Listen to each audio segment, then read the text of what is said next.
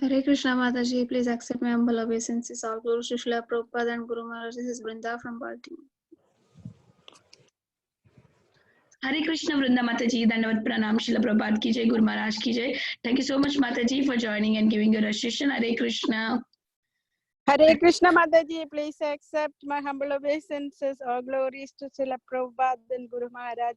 This is Satvi Radha Devidasi. Hare Krishna.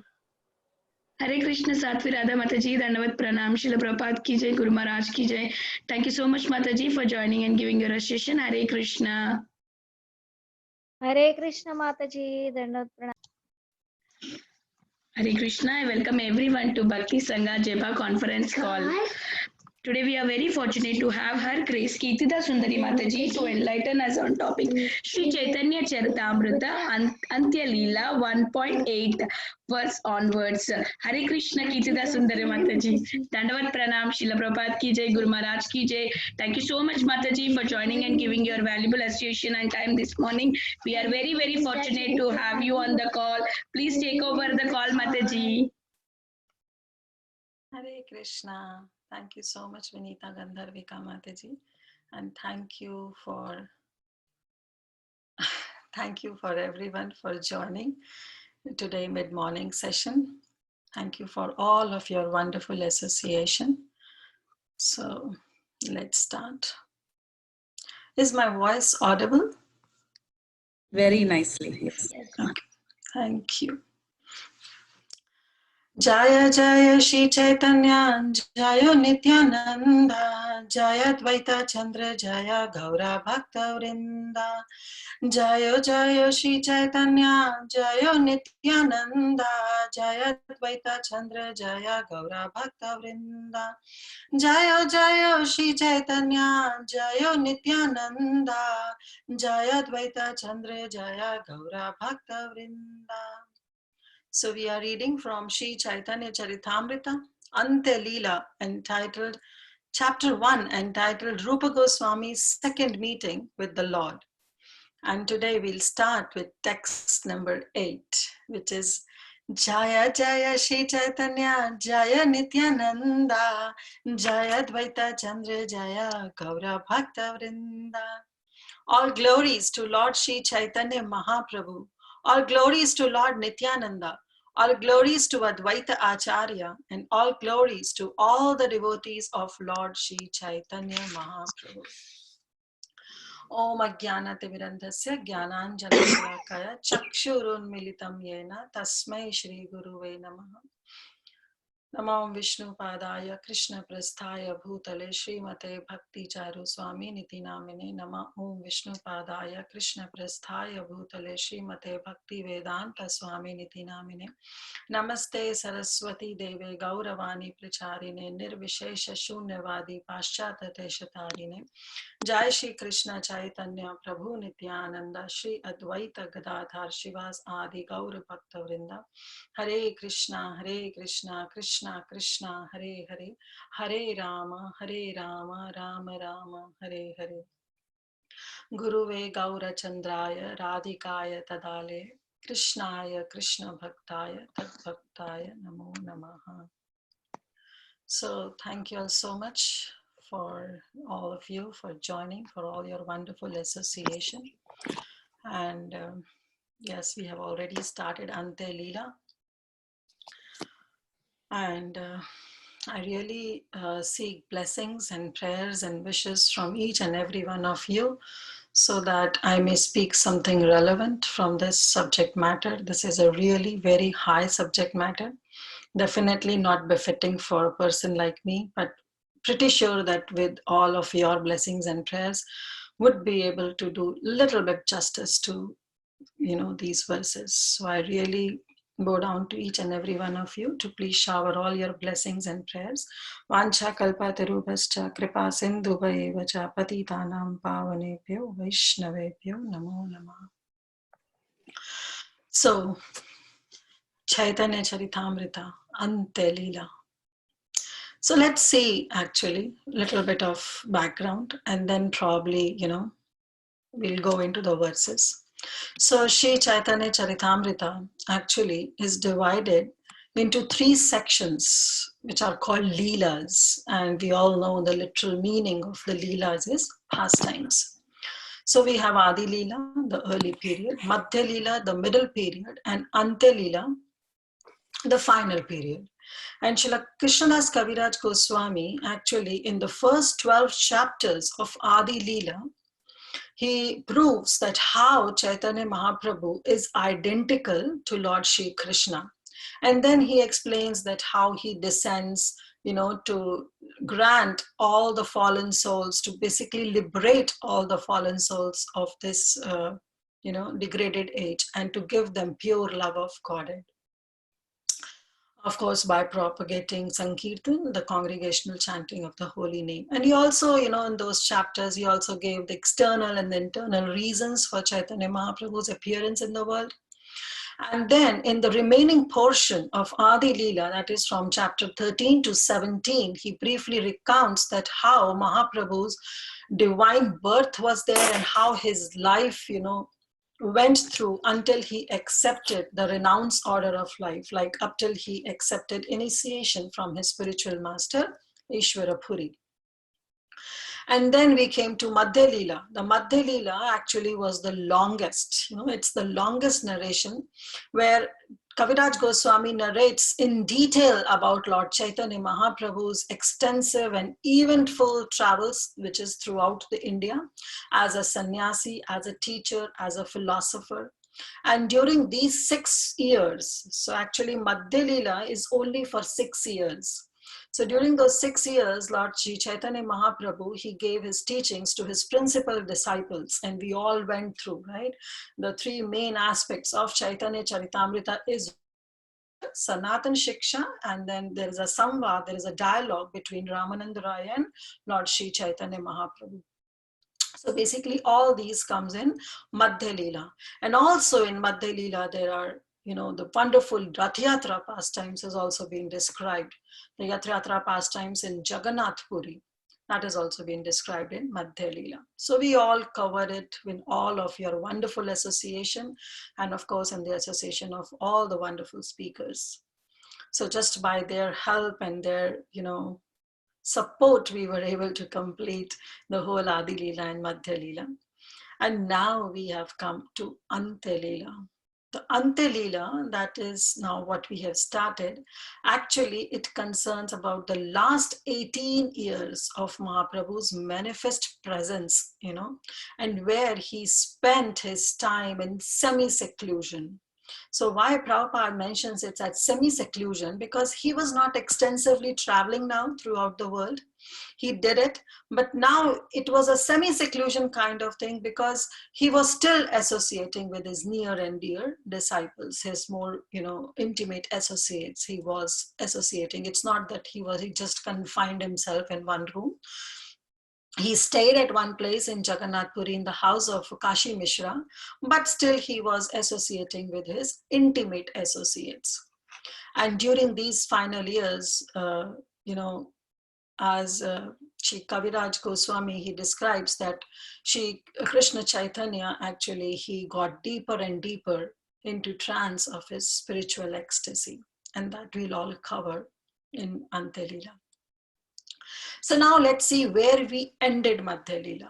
So we all know that after meeting to the residents of Varanasi and making them into wonderful devotees, actually then Mahaprabhu, he left for Jagannath Puri. You all remember, right? There we left. And then Sanatan Goswami, on the instructions, on the request of Mahaprabhu, then he went to Vrindavan. And how he went to Vrindavan? While following the village roads, the main city roads, he followed, because now Mahaprabhu said, now no need to get, afraid of all those people who are searching for you, because he left from that jail, right? We all know the pastime. So now, and that time when he was coming from Bengal to Varanasi, he actually followed the secluded roads where nobody could recognize him. But now Mahaprabhu told him to go to Vrindavan and follow the normal village roads. No need to get afraid from anybody. Now you have already accepted the renounced order. So he went. And on the other hand, his younger brother Rupa Goswami, we all saw that how he met Subudhi Roy in Vrindavan. And when he came to know that his elder brother Sanatan Goswami is coming to Vrindavan, so Rupa Goswami, along with his younger brother Anupama, he actually traveled. He said that, okay, I'll go on the opposite side and Sanatan Goswami is coming to Vrindavan, so probably in between we'll meet each other. But actually that didn't happen. Why? Because Sanatan Goswami took the village route, and while Rupa Goswami, he came along the riverside, along the sides of river Ganga. And finally they were not able to meet, but Rupa Goswami, he ended coming to Varanasi. And there, he heard how Chaitanya Mahaprabhu converted all the people there, all the Mayavadis, into devotees, and he was very happy. But he came to know that Mahaprabhu has left for Jagannath Puri. So just, when he came to know that Mahaprabhu has left for Puri, he also started to walk towards Bengal, and eventually he decided to come to Puri to meet Mahaprabhu. So this was the context, just to set up a stage on where we left Madhya Lila, and from where now we are proceeding towards Antya Lila. So yesterday in the class, we learned that how Kaviraj Goswami Pad, he offers his obeisances by reciting the pranam mantras to Shri Radha Madan Mohan, who is the Sambandha deities, and Shri Radha Govinda Dev, who is our Abhidya deities, and then finally to Shri Radha Gopinathji, who are our Prayojana deities. So actually our Gaudiya Siddhanta actually revolves around this Sambandha, Abhidya, and Prayojana Tattva. This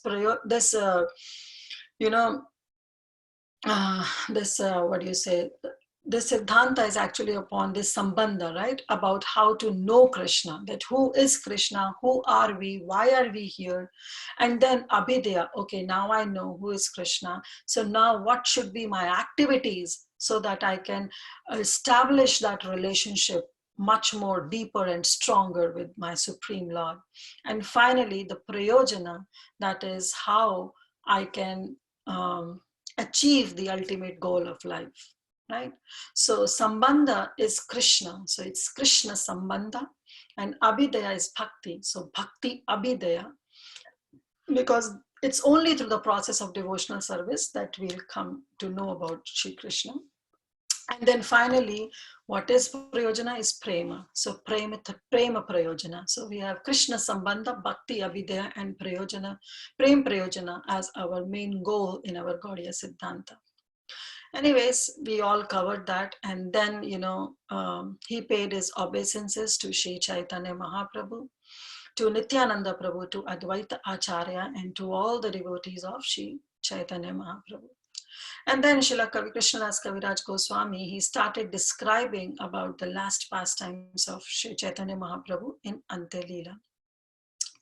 So this is just to set up an example that how whenever we give class or whenever we say something about Krishna or Sri Chaitanya Mahaprabhu, we should think that it's not me who is speaking, rather I'm just the medium. Everything is coming from my spiritual masters and of course from the blessings and mercy of our deities. So we should offer respectful obeisances to them and then move forward. So Kaviraj Goswami Pad is saying that I have now briefly described, I have briefly described this Antya Lila within Madhya Lila, because we all know that about, these few pastimes of Antya Lila, we have seen a kind of a synopsis in Madhya Lila also. The reason why he did, because Kaviraj Goswami Pad was actually 95 years old when he started writing this Caitanya Charitamrta by the mercy of Shri Radha Madan Mohan and of course by the blessings of all the Vaishnavas. So he was afraid that due to his old age, he might not be able to complete all the pastimes of Sri Chaitanya Mahaprabhu, especially the Antya Lila. And therefore, he decided that let me just give a synopsis of Antya Lila in Madhya Lila, and that's what he did. And following in the footsteps of Kaviraj Goswami Pad, our dear Srila Prabhupada also gave the summary study of the 10th canto, we all know, in the form of Krishna book, because he doesn't want anyone to be bereft of the essence of Srimad Bhagavatam, which is the 10th canto. So therefore, even Srila Prabhupada followed his footsteps, and he gave the synopsis of the whole 10th canto in a separate book, which is Krishna book. But fortunately, Kaviraj Goswami was able to complete Antya Lila, and unfortunately, our dear Srila Prabhupada was not able to cover the whole of the 10th canto. Anyways, now Krishnadas Kaviraj Goswami started narrating in detail that when Sri Chaitanya Mahaprabhu returned to Jagannath Puri, at that time Sarupa Damodar Goswami came to know, and he immediately sent the news of Lord's arrival to all the devotees of Bengal. And so along with Mother Sachi and with the devotees of Bengal, and of course the devotees of Kulingram and Advaita Acharya, they all felt very joyful, and they all started their journey to Jagannath Puri to meet Sri Chaitanya Mahaprabhu. Advaita Acharya, along with the devotees of Kulingram, they first came to meet Shivananda Sen, who arranged for their journey and provided all kind of residential quarters for everyone. So he also actually supplied food for all the devotees and took care of them along the whole way from Bengal to Puri. So actually every year, that was given in Madhya Lila, that actually every year when the devotees from Kulingram used to come to Jagannath Puri during that Rath Yatra festival, Shivanand Sen actually used to take care of them throughout their journey, and from Bengal to Jagannath Puri, and he would personally bore all the expenses also for their journey and provide them all kind of food and some residential quarters also. So that was his service. So let's see a little bit background of Shivanand Sen. We all have read it in Madhya Lila by the mercy, and we are grateful to Shri Krishnadas Kaviraj Goswami, because he have already mentioned about Shivanand Sen, but just a quick recap, it's always better. So Shivanand Sen, he had 3 sons, Chaitanya Das, Ram Das, and Paramananda Sen. And the last son, Paramananda Sen, he later became Kavi Karnapura, who actually wrote Gaura Ganoth Desha Deepika, which describes the identities of the prominent associates and followers of Sri Chaitanya Mahaprabhu in Krishna Lila. So this book gives actually the definitive guide who is who in Mahaprabhu's Leela and Krishna Leela. So all associates who were present in Krishna Leela, they all came in Mahaprabhu's Leela. So who is who, that a definitive guide is being given in this Gaura Ganosha Deepika. And then in his book he wrote, in that book he wrote, and he gave the identity of his own father. And there he wrote that the 2 gopis of Vrindavan named Veera and Duti, so they combined together to become his father, Shivananda Sen. So actually all the 3 sons, Chaitanya Das, Ram Das, and Paramananda Sen, they all were actually very heroic devotees of Sri Chaitanya Mahaprabhu. And Chaitanya Das, who was the eldest son of Shivananda Sen, he also wrote a commentary of Krishna Karnamrita, which was later translated by Srila Bhaktivinoda Thakur.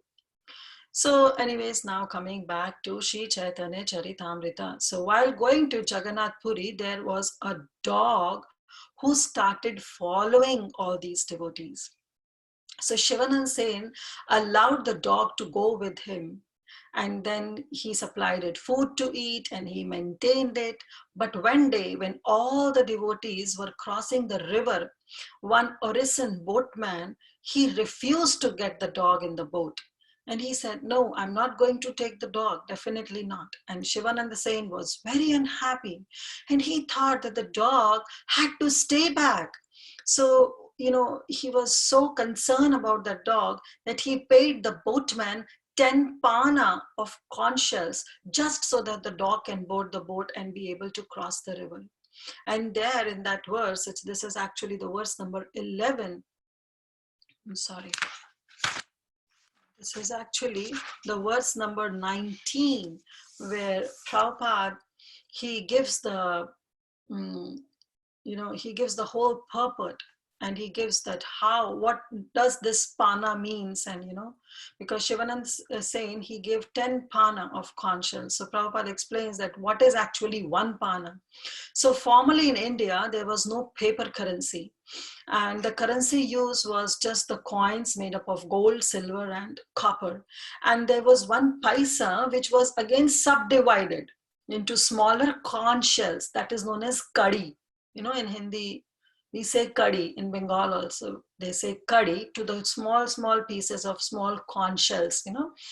We also call that sippi, because when you go to any beach, you find some small conch shells. So they were used as currency in those days. So he mentioned that, so that one paisa was actually further subdivided into small conch shells, and that was known as kadi. And one pana is actually 80 such kadis, 80 such conch shells. And Shivananda Sen paid 10 panas. So he paid 80 into 100, which is 800 kadis, 800 small conch shells, just for the dog to board the boat. And Prabhupada is mentioning that in those days, one paisa was so enough that could feed the whole of the family. So like all the vegetables, Prabhupada, I'll read from the purport. He says that with one paisa in those days, one could purchase sufficient vegetables to provide for the whole family. So that was the currency of those days, and like just one paisa could do so much. But here Shivananda saying, he paid 80 kadis, that is 10 pana, he paid 10 panas, that is 800 kadis, just for the dog to board the boat. And then Shivanand Sen actually really loved the dog so much that he spent his all hard-earned money just on a stray dog, because Vaishnavas are para dukkha dukhi. He knew that if the dog associates, with the Vaishnavas, and then he will be definitely greatly benefit.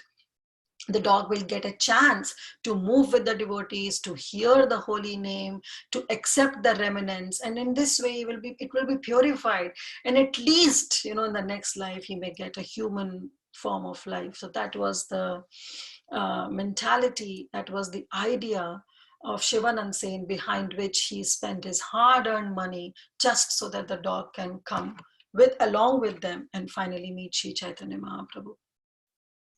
So actually a loving devotee of the Lord, he actually wants to help and give Krishna to everyone and everything, they come in contact to. So they are Pandita Samadarshina, as Bhagavad Gita says, because they see Paramatma in each and every living entity. They don't discriminate between the species, whether it's a dog or an animal or any insect or any ant, or it's maybe a trees, because, in those days when devotees were going out for book distribution, going out for Sankirtan, at that time, once what happened, that devotees went out for Sankirtan, and they came after half an hour, and Prabhupada said, why you came so early? And they said, oh Prabhupada, there were no one there. So Prabhupada said, why, can't you see the trees? We read this in Prabhupada Caitanya, and then Prabhupada says, can't you see the trees? Can't you see those plants? Can't you see those insects? So they all are living entities. They all have Krishna in them. So you would have chanted for them. So that was, how on the level on which Prabhupada was, that he wants to liberate everybody. So they are these, such devotees are Pandita Samadarshina. They see Paramatma in each and every living entity's heart. So anyways, finally, they all were able to cross the river. And then one day, Shivanand Sen, he came to know, he was actually detained by the Orison Brahmin near the boat. So he told one of his servants to take care of the dog. But then, that servant, he forgot to give the dog its cooked rice. And the dog didn't get the food, and, the dog actually disappeared also. So when Shivananda Sen came back and he came to know what had happened, he became very unhappy. He sent 10 of his men to go in search of the dog. And all men, they actually went in all the directions, but they all just returned without any success. They were not able to find the dog. And Shivananda Sen became very upset. Actually, he fasted whole night, that day. That night he fasted because he was very upset and very unhappy. And in the morning, they again actually looked for the dog, but nowhere the dog was to be found. And all the Vaishnavas were quite astonished as to where the dog has went. And then Srila Prabhupada writes in his purport that somehow or other, Shivananda Sen, he became attached to the dog. Now, when I read that, immediately, when I was reading, I could make a kind of comparison between the attachment of Shivananda Sen with the dog to the attachment of Bharat Maharaj with the deer. So there is actually a huge difference between, the Shivananda Sen's attachment to the dog and Bharat Maharaj's attachment to the deer, because Prabhupada writes in the purport that Shivananda Sen, he became attached to the dog. So therefore, the kind of a bell rang in my mind that, actually, yes, Bharat Maharaj was also attached to the dog or to the deer, but there was a huge difference. Shivananda Sen attachment to the dog was on the level to liberate the dog from his dog life, and at least to get a human life, just while being in the association of devotees. While Bharat Maharaj's attachment to deer was on the level of maintaining and taking care of the deer. See, both were paradukha dukhi. Even Shivananda Sen, when the dog was not allowed to be on the boat, even he felt unhappy. It was a paradukha dukhi. And even Bharat Maharaj was a paradukha dukhi, because when he saw that the mother deer has left the body, even he was quite, quite despondent to, to feel that how now the baby deer will take care.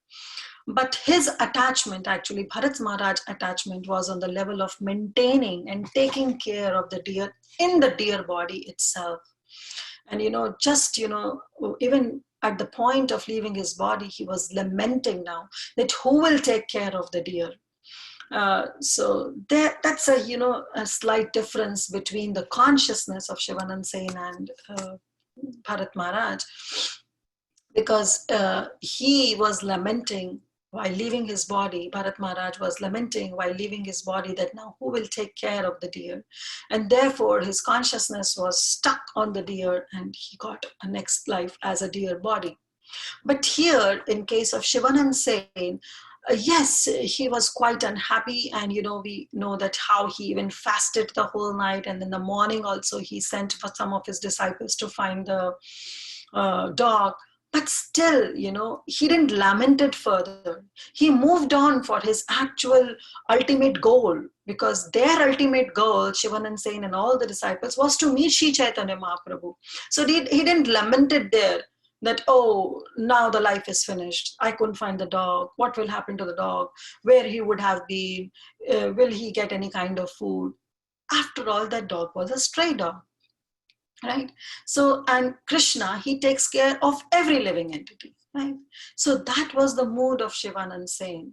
And so he didn't lament it further. Yes, he was unhappy, but still they all actually moved further to Jagannath Puri and to meet Sri Chaitanya Mahaprabhu.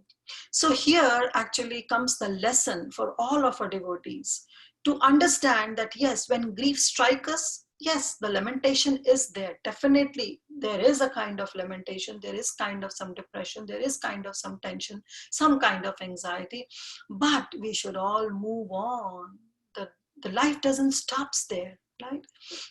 Like we see the example of even Arjuna in the battlefield of Kurukshetra. The war, he went on for 18 years, and Arjuna actually lost his own son Abhimanyu. So he lamented. Definitely he lamented. He shed a lot of his tears also, and he was not able to take up that grief that how his son Abhimanyu at such a young age, he has to leave his body and in such an unfaithful way. But still, Arjuna, his lamentation doesn't stop there. He moved on. The next day, again, he went on with his bow and arrow with a new enthusiasm to fight the battle. So that's how we have to learn that, yes, whenever some grief strikes us, lamentation is there. But the real meaning of lamentation is that, yes, grief is there, but the work has to be done. So we should move forward. We should not think that, okay, now this sorrow has come up to me, so now this is the end of the world. That should not be the mood. Anyway, finally moving forward, all the devotees, they went and to Puri. They came back. They came to Jagannath Puri, and all the devotees met Sri Chaitanya Mahaprabhu. They took darshan of Lord Jagannath together and had lunch also together with Sri Mahaprabhu. And then the Lord actually provided all the devotees with the residential quarters, and the next morning all the devotees came to see the Lord again. Now when all the devotees came to the place, where Sri Chaitanya Mahaprabhu was, and they came to see Sri Chaitanya Mahaprabhu, what they saw was, they saw the same dog sitting little apart from the Lord.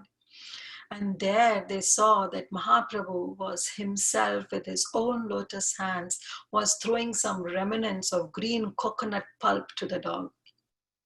So smilingly, Mahaprabhu was saying to the dog, chant the holy names. Chant the holy names of Rama, Krishna, and Hari. And to the great astonishment of all the devotees, the dog was eating the green coconut pulp and was chanting Krishna, Krishna. So the dog was also chanting. Again and again the dog was chanting Krishna, Krishna.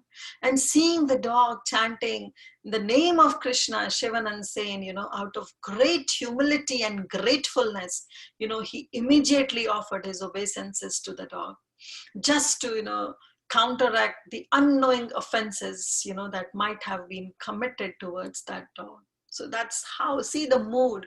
That's why it is said that, Bhagavad Gita and Bhagavatam tells us that, yes, you have to surrender unto Krishna. Sarvdharman parityaja mam ekam sharanam vraj. But how to do it, how to really get that mood of surrender is being taught by Sri Chaitanya Charitamrta. That's why it is said that it's a PhD level. We really cannot comprehend the mood of the devotees in Chaitanya Lila. That's why it is a PhD level course. It's a very high level course. We really have to come on to some prominent level where we can understand the mood of all the devotees. So here Shivanand said, out of great humility and gratefulness, he paid obeisances to the dog. So anyways, the next day, again, the dog was not able to see. Nobody was able to find the dog the next day. And, actually, Kaviraj Goswami writes that the dog obtained his spiritual body, his Siddha Deha, and departed to Vaikuntha Lok, to the spiritual kingdom. So Prabhupada writes in his purport that this is the result of sadhu sangha. Sadhu sangha, sarva shastra ko. Lava matra, even a moment of association. Lava matra sadhu sangha, sarva siddhi hoy. So association of sadhus, here, we should try to understand that it's not just about the devotees. Yes, association of devotees do help us, in growing in our spiritual path. But actually the association of sadhus is what is, to be emphasized on. That's what is being emphasized by Rupa Goswami also in his Nectar of Devotion, in his Bhakti Rasamrita Sindhu, that we should associate with the sadhus, those sadhus who have actually realized, they have realized their Sarupa, and they have realized the ultimate goal of life. So if we just associate with such sadhus, then definitely we'll perfect our life also. And eating, of course, the remnants of pure devotees. One can get elevated even to Vaikuntha Loka, that how dog was eating the remnant of that green coconut pulp, and that too from the hand of Sri Chaitanya Mahaprabhu. Such a fortunate dog. Anyway, and in this context, we also know the example of Narad Muni in Bhakti, in Srimad Bhagavatam, that how Narad Muni, he got the remnants of Bhakti Vedantas. And immediately, just by getting those remnants from Bhakti Vedantas and of course, serving them personally, even Narad Muni, he also finally got his Siddhadaya as Narada. And he could travel all over the world in the material and the spiritual world, just chanting and glorifying the name of the Lord. So Kaviraj Goswami also writes, Bhakta pada dhuli ar bhakta pada jal, bhakta bhukta avashesha tina mahabal. That the dust of the feet of a devotee, the water that has washed the feet of the devotee, and the remnants of the food that is left by the devotee are the three powerful substances. And we should not, discriminate between all these three. They are equally potent when it comes to honoring that, and then when it comes to liberating our own self. So even when our spiritual master, they when they come to our home and bless our home, we offer them a seat, we offer them a garland, and then we offer the foot bathing ceremony, right? We bathe the foot of the spiritual master. And that foot, actually, the foot bathing, when we do, that water should be honored by all the disciples without thinking any discrimination, because actually the water that has washed the lotus feet of a pure devotee can help us tremendously in our spiritual life. So we should honor that, that water which has washed the lotus feet of the Lord.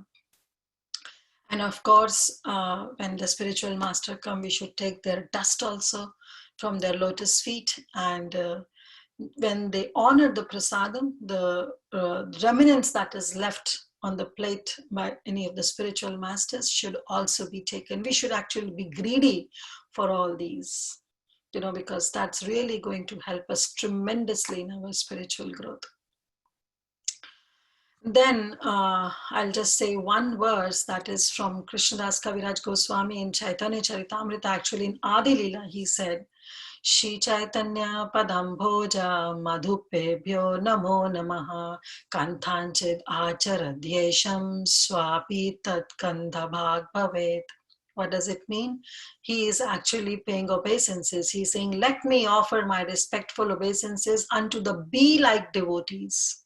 Why be like? Because they always take the honey of the lotus feet of Sri Chaitanya Mahaprabhu. They are so absorbed in the pastimes, in discussing the Leelas, the pastimes, the form of Mahaprabhu, that, they are basically tasting the honey, madhupebhyo. They are taking the honey from the lotus feet of Sri Chaitanya Mahaprabhu. Therefore, they are considered as a bee-like, right?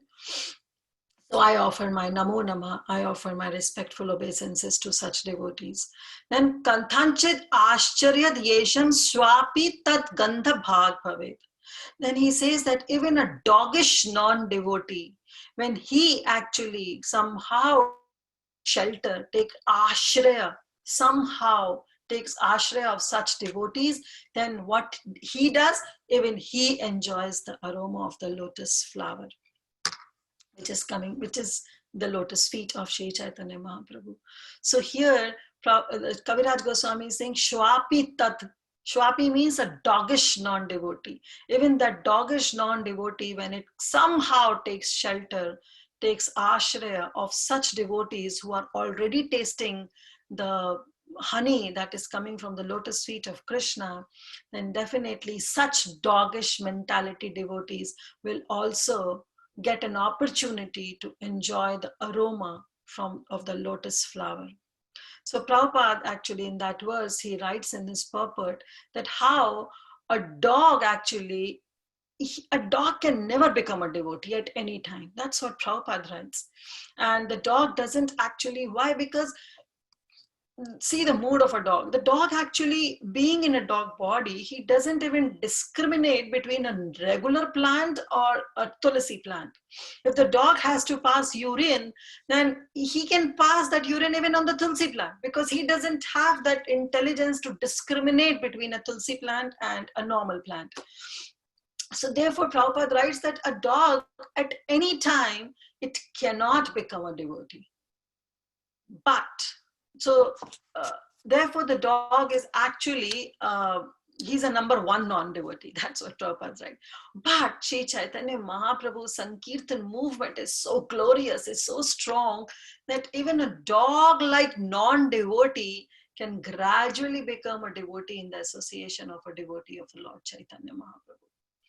So just like how we saw a stray dog, you know, when he came in contact with Shivananda Sen and finally came in contact with Sri Chaitanya Mahaprabhu, he was liberated.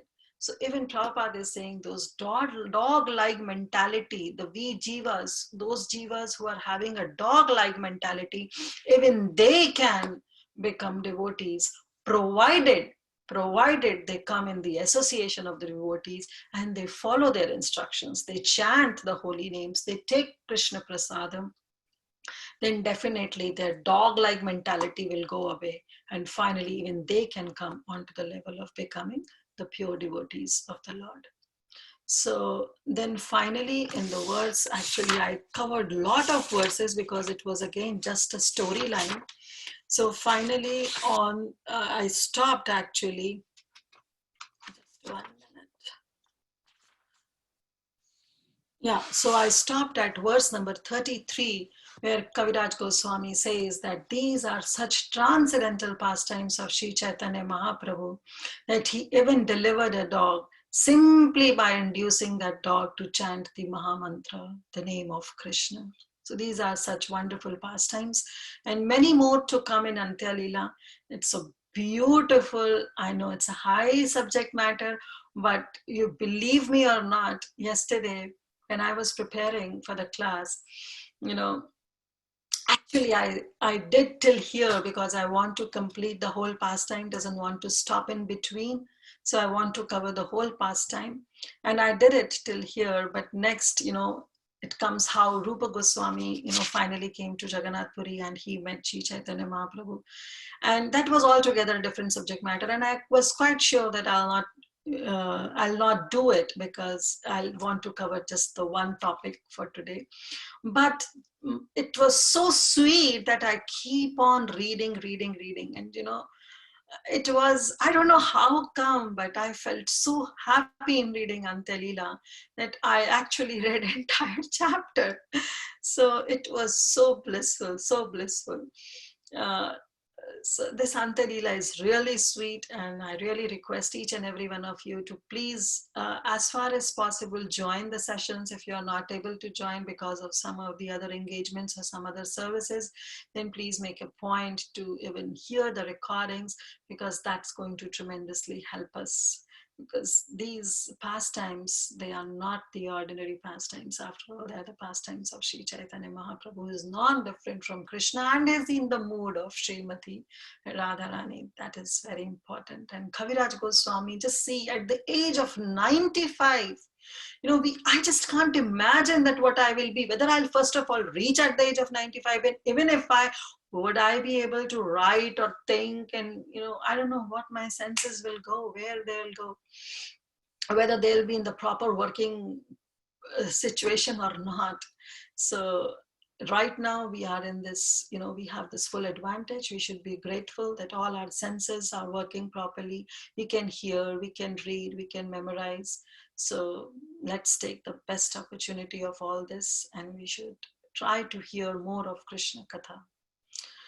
So I'll stop here. Thank you all so much for all your blissful association. It's because of all of your association that I am able to relish Sri Chaitanya Caritamrta much more than what I used to do when I just read it on my own. So thank you all so much. Srila Prabhupada ki jai. Hare Krishna, Hare I was thinking throughout the class that there is so much happiness and joy radiating. And at the end, you mentioned that actually you were actually feeling so happy as you were reading. I mean, literally Yes. see the happiness radiating as you were speaking, and it was filling our hearts also with joy. I was feeling really, really happy throughout this class. Made me so blissful. And thank you so much. I mean, Thank you. it was just radiating so nicely. Thank you. It is so nice. The entire pastime, the way it has been narrated, and the beautiful, beautiful realizations within each of these. At every point, there was a very lovely realization that you shared. It was wonderful, Mataji. Very, very, very, very wonderful. Very happy class. Really feeling so happy. Thank you so much. And I just had two questions, maybe Yeah. because of my, there were some noises, and I just not in the call, but outside at home, and I couldn't hear correctly. So I just wanted some clarification. One is Paramananda Das was probably one of the sons of Kavikarnapur, or rather he was brother. So I mentioned, first of all, thank you so much, Preeti Vilasni Mataji.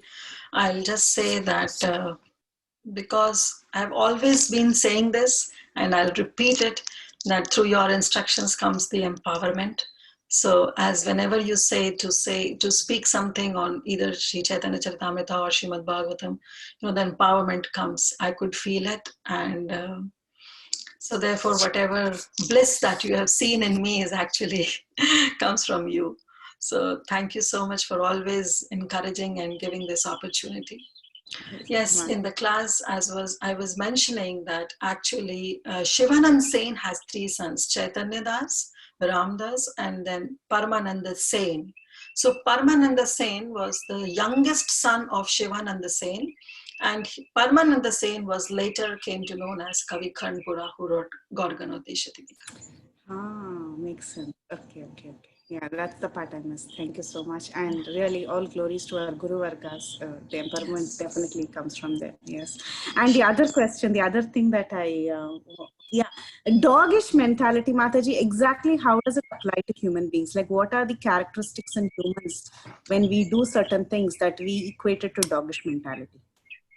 See, if you compare a dog, then dog doesn't have any discrimination because, yes, the dog doesn't have any intelligence. But if we see the materialistic people, what are they doing? They are also eating, sleeping, mating, and defending just like other animals. But the example that Prabhupada gave in the purport is about the passing of the urine to the tulsi plant, because the dog doesn't have this power to discriminate that what is the difference between a normal plant and the tulsi plant. And truly speaking, I have seen a lot of materialistic people, though they are born from that Indian background, they know about this culture, but still they'll not even take care of tulsi leaves. They don't bother, whether the tulsi is outside in the ice cold weather, to bring in and to protect the Tulsi Devi. They don't consider Tulsi as a plant or as a devotee. So they don't feel any difference. For them, it's a regular plant. So this is what a doggish mentality is. That's what Prabhupada says. But otherwise, Prabhupada has time and again compared the human form of life as Duipad Pashu if they don't have any inclinations towards their spiritual life. We are actually Duipad Pashu if we don't consider, if we don't have that inquisitiveness about Atato Brahma Jignasa, that who are we, why are we here, what is my relationship, who is the Supreme Lord. If we don't have these questions, then definitely we are having that animalistic way of life, which, as Kaviraj Goswami says, it's doggish mentality. Thank you. Thank you so much. Thank you so much. Very good. Hare Krishna. Hare Krishna Mataji, and this is Lakshmi. Sorry Matajis, I have a very, very important call. I have to go, but I cannot go without talking to Mataji. So wonderful session, Mataji. So inspiring. The happiness was within me, and also when you said about the dog appearing near Chaitanya Mahaprabhu, it was so wonderful. We can feel it. So very thankful for the session, Mataji. And while you were explaining about how the dog was following the the devotees, something came up in my mind. The dog, actually, when it see the crowd of people, it runs away. but this dog followed them. But when we listen to some Krishna Katha and go and say to some people, humans, they run away. They say, don't talk this to me. So, like the difference, I cannot understand it, Mataji. Thank you so much for the session. Haribol. Thank you. Thank you so much, Lakshmi Mataji, for all your association. And yes, you rightly said that even the dog runs away when we go and do some Sankirtan. But and similarly, as when we go for book distribution, people also smash their doors on us because they don't want to hear about Krishna Katha.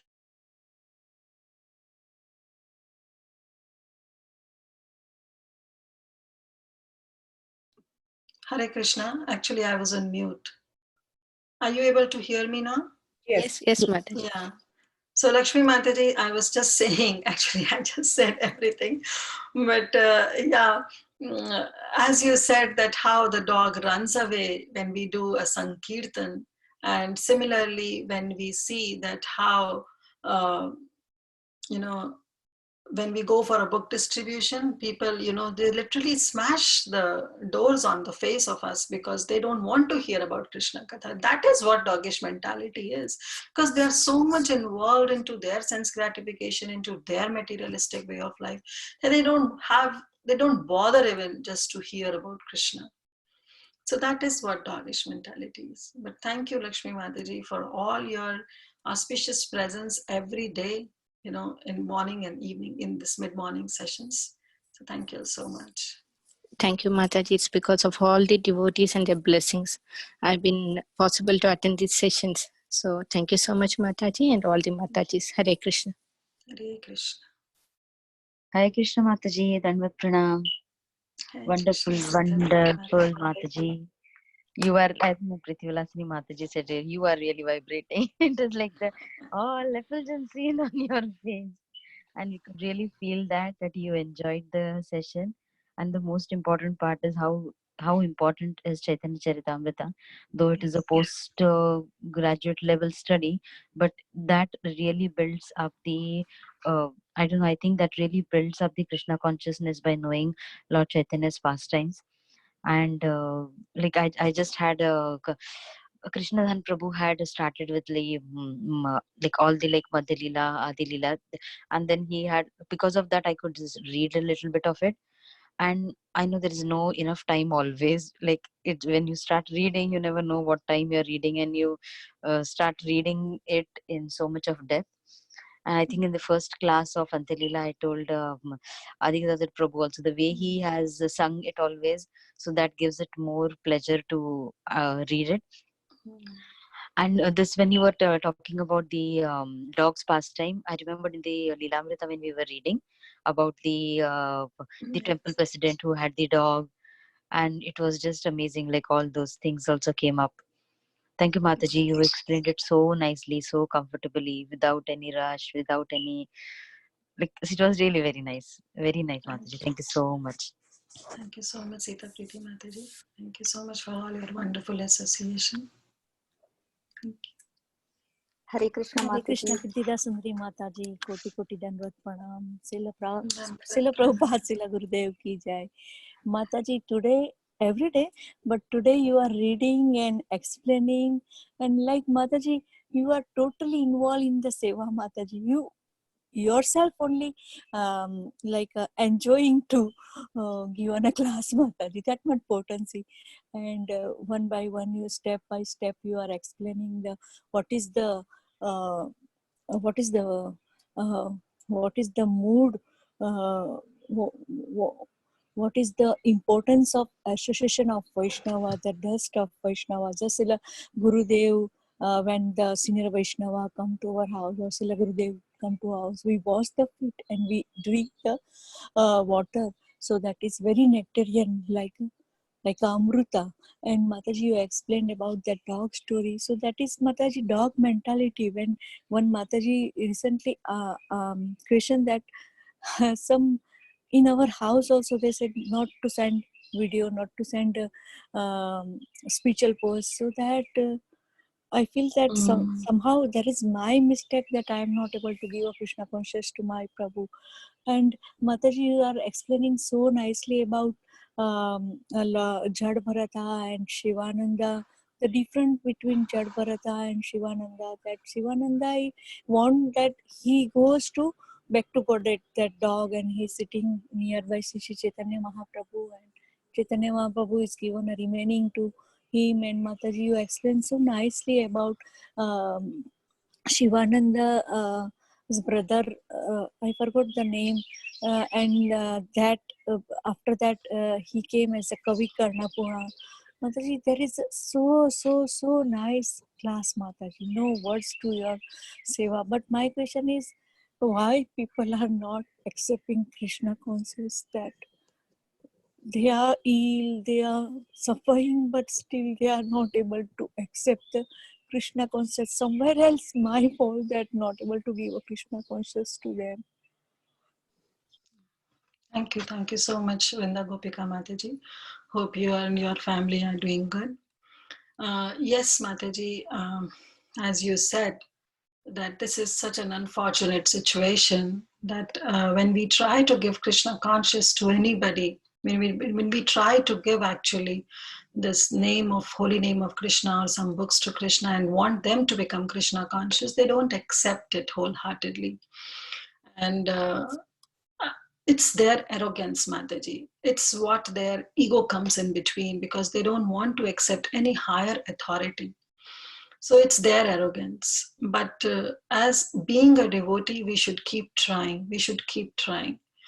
You know, this is what we have learned from Srila Prabhupada. We read Srila Prabhupada Lilamrita, right?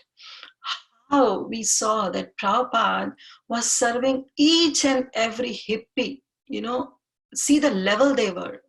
They were so much always in intoxications. They were so much into illicit sex and meat eating. And when they used to come to Srila Prabhupada, actually, I don't know when I was reading somewhere that Srila Prabhupada, you know, he was giving a class and all the hippies were sitting. And then Srila Prabhupada, he went to each and every one of them and he asked them how you became a devotee or how you came to this, what actually motivated you to come and sit in the class. And everybody said prasadam. Everybody said prasadam. So this is the level of Prabhupada was. He knew that this philosophy will definitely not convince them, because these people were not on that level. But through prasadam, and Prabhupada used to cook for each and every one of them. And after that, after giving class, he'll even wash their utensils. Such menial services Prabhupada did. For what? For whom? For his glorification? No. Does he want to become popular? No. Just for Krishna. He wants that everybody should be Krishna conscious, should get this mood of loving and reciprocating to Krishna. So in that mood he served them. So yes, prasadam association, they play a vital role in the life of devotees for their spiritual progress. And we should not even consider them like, I was telling to one devotee, and she was also saying that how will I tell my family to become Krishna conscious? I said, with philosophy you cannot, but yes, through prasadam you can. And she was quite hesitant. How come just by eating prasadam the other person can become devotee?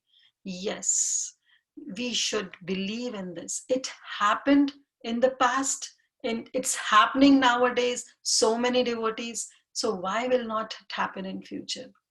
If we offer it with full love and devotion, if we pray to Krishna that, please, please, please empower everybody so that they can at least think about their spiritual life. And if we let that prasadam to a non-devotee to eat, it's my personal experience that person will become a devotee. Yes, we should not keep a time bound for Krishna, because after all, that person also has its own karmic reactions.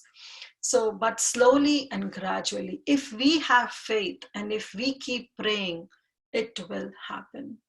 We should not consider the potency of prasadam to be less. Right?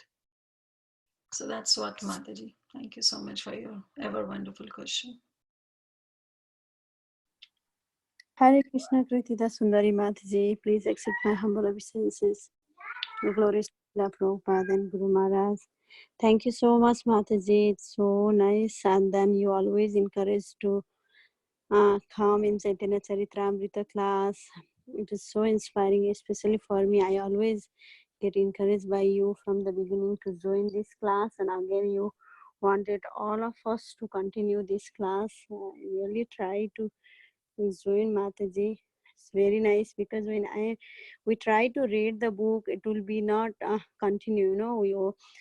I was thinking to read, and then I open the book, and then after 10 days, 15 days, again I'll go and read. It will be not continue. But when we are with devotees, surely we can continue and finish the book. Almost we are finishing the book. So nice. Thank you for your encouragement, Mataji. And also I have two questions, Mataji, regarding this class. Means you were mentioning in the class, Mataji, that our Guru Maharajas, that is when we wash their feet and then we sprinkle or we give, sometime that we have a chance to drink that Charnamrita. I did a mistake because I didn't know that time. I heard we should not give to everyone that to drink the Guru Maharaj's Sarnamrita. Means in what sense, Mataji? Because when we went to New Talawan and then we took one devotees, American devotees from our place, and then actually all drink the Charnamrita, and I thought he will also get mercy, means he is very, very new and American devotees, his life, even he was not following the four regulative principle. But he was very interested in Krishna, means spiritual life and Christian. But he was chanting Hare Krishna Maha Mantra. And then later on I found out, means we're not supposed to give Guru Maharaj's Sarnamrita to everyone. So what is your answer, Mataji? Hare Krishna. Thank you so much, Anjana Gopika Mataji.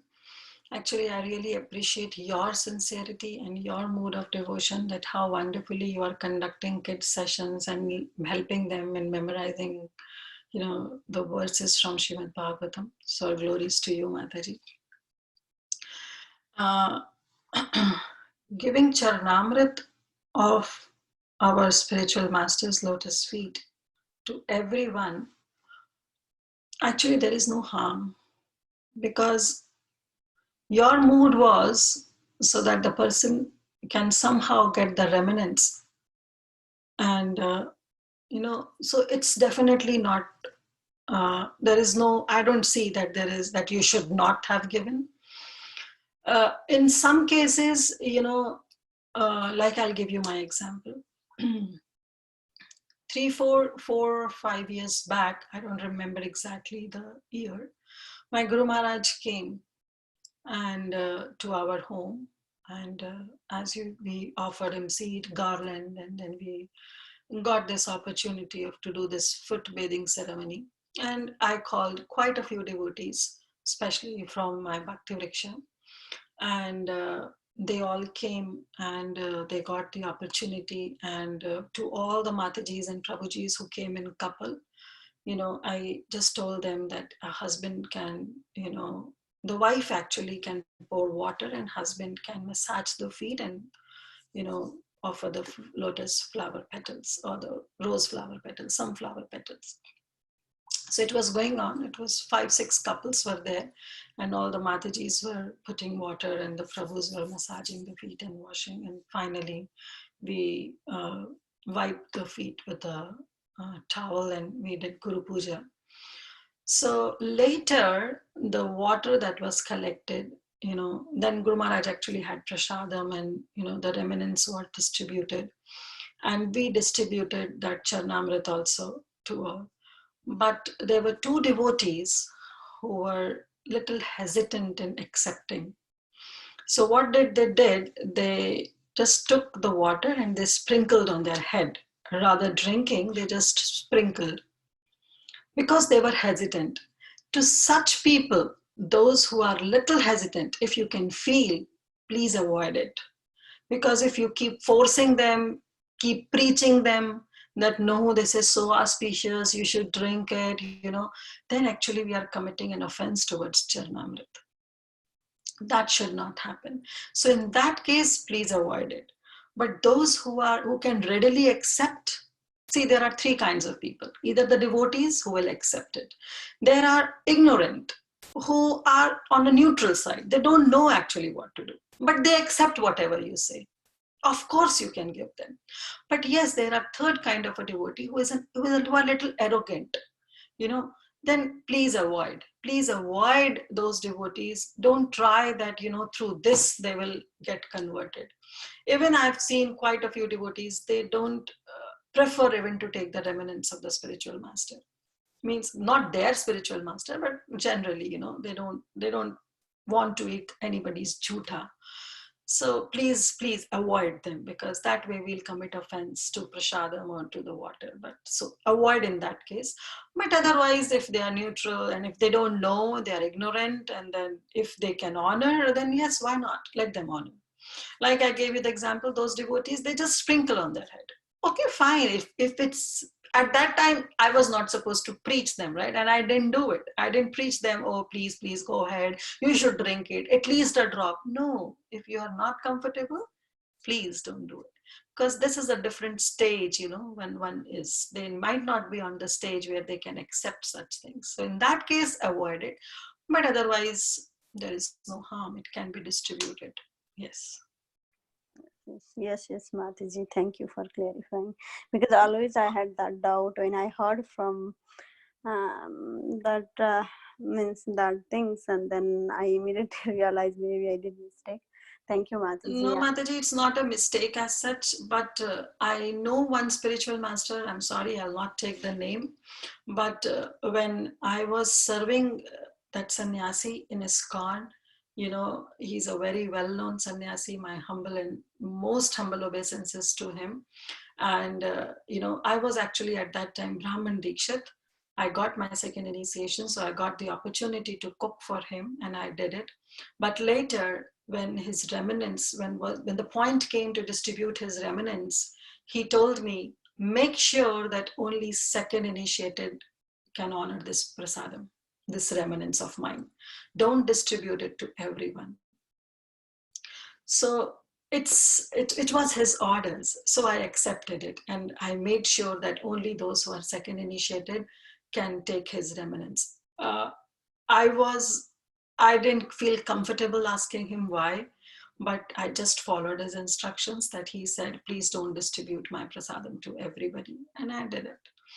But otherwise, Mataji, what I have learned in my Krishna consciousness, that we can give it to anybody, provided they are acceptable, they accept it wholeheartedly, then yes, you can please distribute it. Yes. Thank you, Mataji. That it makes sense also, means if they are little hesitate, we will not surely give them or sprinkle. Yeah, Mataji. And another thing, Mataji, you already mentioned that doggish mentality. And that the mood you were mentioning, it was really nice, means how Bharat Maharaj and Shivananda Sena is a mood. And especially I can feel because Chaitanya Mahaprabhu has already given this mercy to this even doggish mentality people. But I feel myself, when we accept my mentality, as I feel I was no better than that dog, even lower than doggish mentality, but we are so eager to get that mercy, because it is a gradual process, Mataji, but it's so so excited to take this mercy, and we didn't realize how to act, how to deal, means how to we should this is not ordinary things, means how Chaitanya Mahaprabhu has given this mercy to dog, and he immediately accepted. But for our case, especially, it's very difficult, very far, means it's very far, especially to get that mercy, Mataji. How you means give the comment regarding this? Yes, Mataji, you said it rightly, that The dog could accept it, but we arrogant souls somehow don't accept that mercy, and we question it because we have that intelligence. So yes, we should be a little innocent in that case. We should leave our so-called of doggish mentality, and we should be humble enough to accept, and we should be grateful enough. First of all, this gratefulness should be there, that Mahaprabhu, what he's giving and what is then further given to us by Srila Prabhupada and our Guru Vargas. So it's just not ordinary thing. It's their realizations. They have received it. They know the truth. Like Bhagavad Gita says, Jnaninas Tattva Darshina. They know, they have seen the truth, and they are giving us. So it's a realized knowledge that is coming. It's not something random, some other knowledge is coming to us that nobody has realized it, and we are the one who are testing on these products. No, it's a realized knowledge that is coming. If it has worked for them, it will definitely work for us. It's just a matter of time that we are not getting the taste. But slowly, if we just stick on to this boat of ISKCON, then definitely Prabhupada, as the captain of that boat, as the captain of that ship, will definitely take us on to the other side of the shore. So that gratefulness should definitely be there. Thank you so much, Anjana Gopika Mataji, for all your wonderful questions. Thank you, Mataji, for your association. Hare Krishna. Hare Krishna, Mataji. Dandat Pranam. Thank you so much for a nectarian class, Mataji. Hare Krishna, Vrinda Mataji. Krishna Mataji. It's so nice to hear Chaitanya Mahaprabhu's pastimes. And thank you for encouraging us to read Chaitanya Caritamrta. Like you said, like when we hear, you just feel like listening more and more and reading more. And you're right. It's so nice. And and one more point I like, that association of devotees. It's so important. I mean, if we are in the correct association, I mean, that's the thing which keeps us going in Krishna consciousness, and the entire journey becomes very happy and blissful. So I really like that point. Thank you so much, Mataji. Thank you so much, Vrinda Mataji. Thank you so much for your association. And yes, association of devotees. And trust me, this Bhakti Sangha is the right association. If we associate together, then definitely, because I have seen it myself, before actually, I don't want to get into it, but this conference call, when I joined, it was in 2010 or 11. I don't remember exactly. It was a January time when I joined this conference call. At that time, it was onto the different name. And literally, I tell you, I started this, joining this morning sessions. At that time, we were right in the first canto of Srimad Bhagavatam in the morning. And we were almost in the third or fourth chapter. And in mid-morning, we were just doing signs of self-realization. So there I joined it, and you can see that in the morning, we have almost on the fourth canto of Srimad Bhagavatam. And in the mid-morning, we did so many things, like we did Nectar of Instruction, we did Ishopanishad, we did Bhagavad Gita, then we did we did Shiksha Ashtakam, we did Brahma Samhita. So many things we covered in this morning, and finally now we are covering this Chaitanya Caritamrta, and that too we are in Antya Lila. So this way, by regularly joining the conference calls, it will help us only. And it helped me a lot. And we get to read, and we get a taste in reading, we get a taste in hearing. So all these processes of Shravanam, Kirtanam, it gets covered through this Bhakti Sangha, because you get eager, okay, what all happened? Even if I miss the class, I do make a point that I hear the recording. So that really helps. Yes, true. So we are on the right platform. Thank you so much, Mataji. Whatever you said, it's like, I can feel that, I can experience that now every day. Yeah. Thank you so much, Vrinda Mataji. Now we can recognize. Actually, I'm glad with the Zoom that I can see. Yeah, and so good to see you, Mataji, face to face. So nice to see you. Yeah.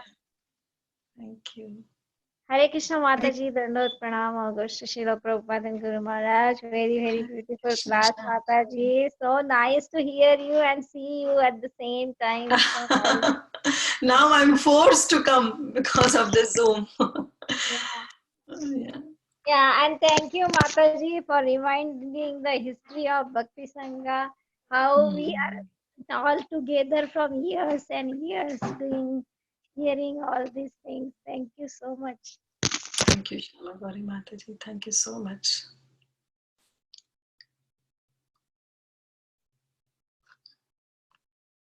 Hare Krishna, Kiritida Sundari Mataji, Dandavad Pranam. Krishna Mataji. Very beautiful. Who muted me? Why you muted me, Mataji? Hare Krishna, Mataji. Very, very beautiful class. Very nice pastimes. When you are singing the first Jai Shri Krishna, your face was so smiling and like you were happy at that time. I could feel the happiness. And you said you finished reading the whole chapter. You can give tomorrow also class in that sense. Very beautiful, Mataji. Very, very beautiful. And the doggish mentality and dog pastime was so nice. And you were talking about Tulsi Maharani, that in India people in India when I grown up, like Tulsi grows everywhere actually, not only in the place where we do it as a puja, one plant is there, but Mataji, everywhere it grows, and people it's very difficult to take care also everywhere, and it is like some people knowingly they do, some people unknowingly mistake they will do. So it's very hard actually. Here at least we grow in certain place only, it doesn't grow everywhere. Yeah, that when you said, I could remember we used to put there only our clothes, and like our clothes, drying clothes water used to fall, like it's all used to happen. I remembered when you were telling about Tulsi Maharani Mataji. After coming here, I am learning more about how to take care of Tulsi Maharani, especially after coming to ISKCON. Thank you, Mataji, for your beautiful, beautiful class. Very nice points and a very nice pastime. And when you compared about the deer of Bharat Maharaj taking care of deer, and the dog one, that like it was very nice. And but even Bharat Maharaj was also trying to like his mood was to save that dog, save the deer, not to give Krishna consciousness. What is that, Mataji, exactly? What was his mood? Mainly focus in the Bhagavatam. What was the focus given over there in Bharat Maharaj story, Mataji? Yeah, thank you so much, Vinita Gandharvika Mataji, for making such beautiful points. So what Bharat Maharaj was, his mood was that now if I leave my body, who will take care of this deer? So he was thinking himself to be the doer. Now, who is taking care of other animals in the jungles? Who is taking care of all the trees, all the plants? Was he the one? No. So he got into the attachment on the bodily level, that now when I leave this body, who will take care of this deer? So he was in that consciousness. At least at the time of death, we should not even think like, normally it is said that if Krishna comes to you right now and say, I'm taking you right now. So how many of us are thinking that, okay, Krishna come, let's go.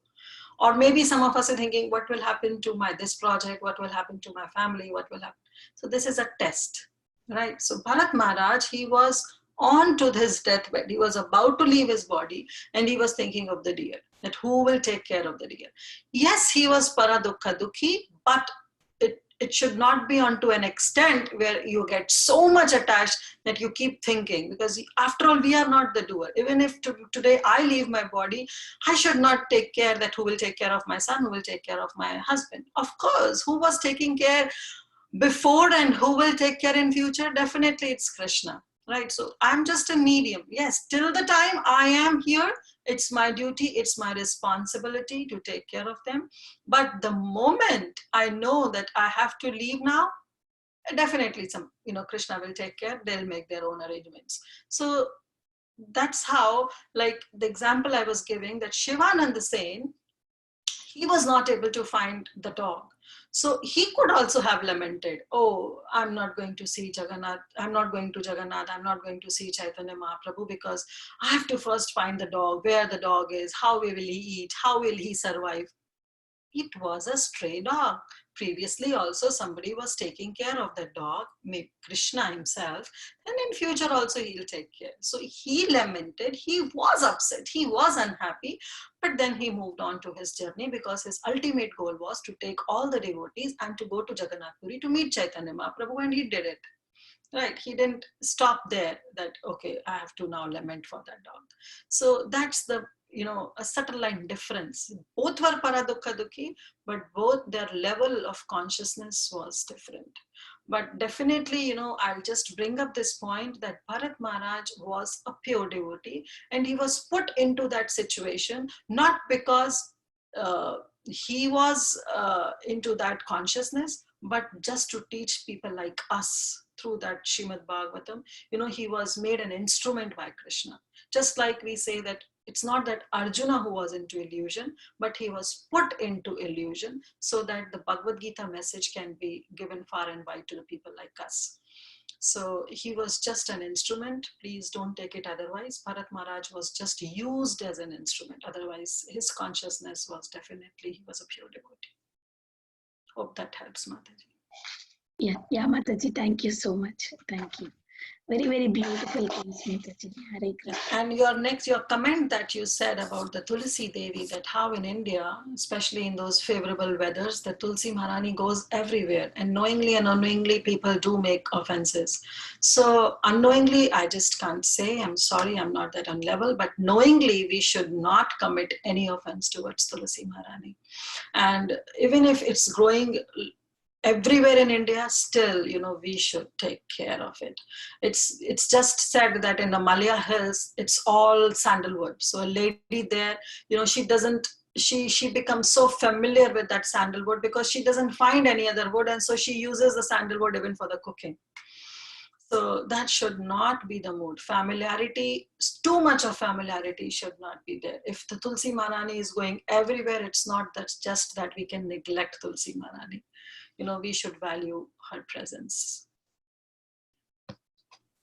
Thank you, Mataji. Yes, Mataji, I'll make sure next time when I visit, and I will even inform my mom about this. Thank you so much, Mataji. Hare Krishna. Thank you. Hare Krishna. Is there anybody having any more questions? Please go ahead. Hare Krishna, Kiritida Sundari Mataji. Thank you so much. Such a beautiful class, and so many realizations of your own and that you shared so that we can also learn. Thank you so much for that. Mataji, is there any one place where we can actually go to, to know the do's and don'ts? This is what you do. Like you were talking about how to honor Charanamrita, and same way how we should take care of Tulsi Maharani. How we should accept the Mahaprasad of Guru Vargas, all of those things, Mataji. Is there any document or any book that we could actually get to learn about what to do, what not to do? Because I know that I make so many mistakes because of ignorance. So how can I avoid that? Yeah, thank you so much, Indu Mataji, for always encouraging, and thank you for your words. I don't know as such, but I just heard that Hari Bhakti Vilas states everything. But trust me, I haven't read through all those Hari Bhakti Vilas. And whatever I'm sharing is just because what I have learned personally in my journey to Krishna consciousness. So just through association of devotees, I learned. And so I'm just telling. But as such, yes, as far as I know, maybe others can know better if they have gone through, but I have not personally gone through any document. But yes, I heard that all these do's and don'ts, they are mentioned in Hari Bhakti Vilas in great detail. And we have also, yeah, go ahead, please. Yeah, Mataji, not in like Hari Bhakti Vilas detail, but and from ISKCON Desiratory, we have, no, ISKCON Desiratory, not Chaupati. They have one book, Vaishnava Sadachar. Oh yeah, Vaishnava etiquettes, yes, that I know definitely. Yeah. But about honoring Mahaprasadam, about taking the water, I don't think so. All these are mentioned. Yeah, some detail is some Yeah. kind of things is there, Mataji. Not even the detail, but generally we can find out from that. If and that yeah, Chaupati is that Vaishnava Sadasar. You can also go through that.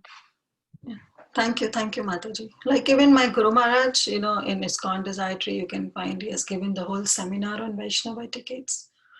So such seminars, yes, you can find, but where it is documented, I think Sanjana Gopika Mataji already answered that. Yeah, that is PDF is there, Mataji. Yeah, I can email Mataji. I have email ID in my email. I have saved that. I can forward to in the Mataji. Sure. Thank you so much, Mataji. Oh, thank you so much, Anjana Gopika Mataji, and thank you so much, Kiritida Sundari Mataji. It's definitely Bhakti Sangha helps very greatly, and it's that's my only source from morning till night, and that's such a wonderful source of getting connected to other devotees too. So and the rest of it is all remote, because it's completely remote. I don't have association with another devotee who would be able to show, or show by example, or a temple. So that's why I was just asking. A lot of this we observe, we notice, we see and learn. That's why. Thank you so much for a wonderful class, Mataji. So nice to see you, and so nice to hear your voice, and it's a very, very joyful experience. Thank you so much. Thank you, Mataji. Thank you. Okay, so can we stop here if we have no more questions? Yeah, Mataji. Is there anybody having any more questions for Mataji? If there are no more questions, we can end the call here. I would like to offer my obeisances to Mataji and all the Vaishnavas. Vancha kalpatarobhyasya kripa sindhu patitanam pavanebhyo Vaishnavebhyo namo namah. Ananta koti Vaishnavrind ki jai. Shri ki jai. Har Krishna Sundari Mataji ki jai. Shri Prabhupada ki jai. Gaur Bhakta Vrind ki jai. Vrinda. So nice.